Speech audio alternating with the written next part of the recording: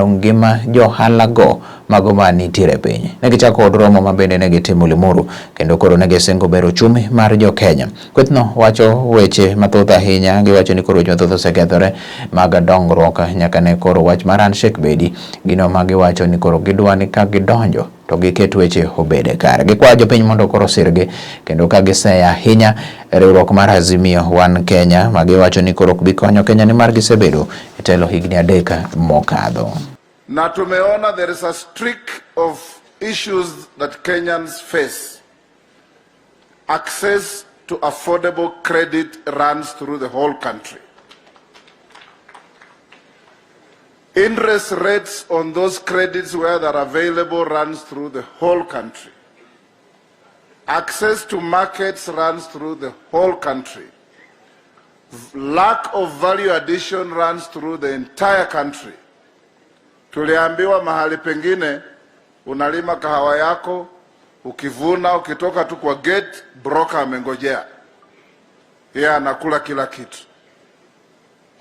Na hii yote ni maneno ambayo serikali yetu itabadilisha. Nataka nidhibitishe kwamba ajenda yetu ya kwanza ni uchumi, ya pili uchumi, ya tatu uchumi. Na Mheshimiwa Rigathi amezungumza kuhusu madeni. Na Moses Kuria, Mheshimiwa Ichungwa wametoa mfano wa projects ambazo zinagharimu wa Kenya pesa nyingi. Nataka wa Kenya wafahamu kwamba there is a very serious connection ya yale madeni na zile kodi tunalipa. Na hii ni historia ya Kenya. Wewe ndio candidate wa kwanza wa kutafuta kiti cha rais na kuuliza wa Kenya tukichukua serikali mungetaka tuwafanyie nini. It is the first time it has happened in the history of this country.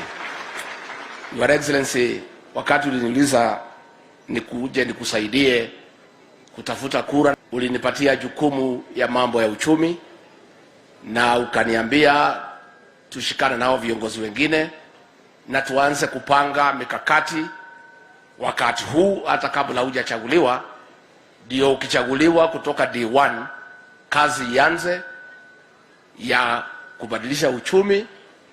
And I want to report to you and the people of Kenya that ya kwamba hii kazi imeanza tukiwa nao viongozi ya the economic team, na saa hii mambo ya guaranteed minimum return ya kahawa, majani chai, maziwa, mchele, miraa na vyakula zingine zote inaendelea.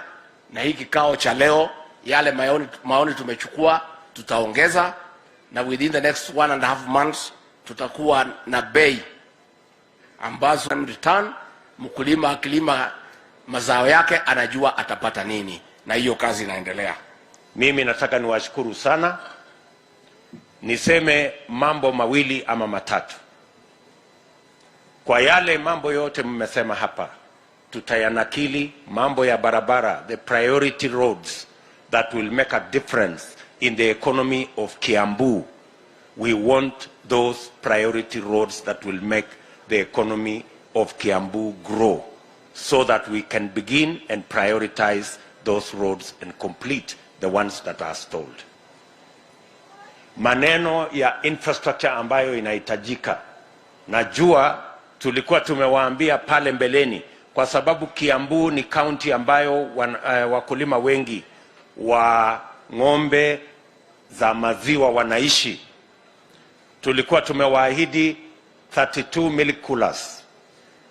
Tuliwaletea 9.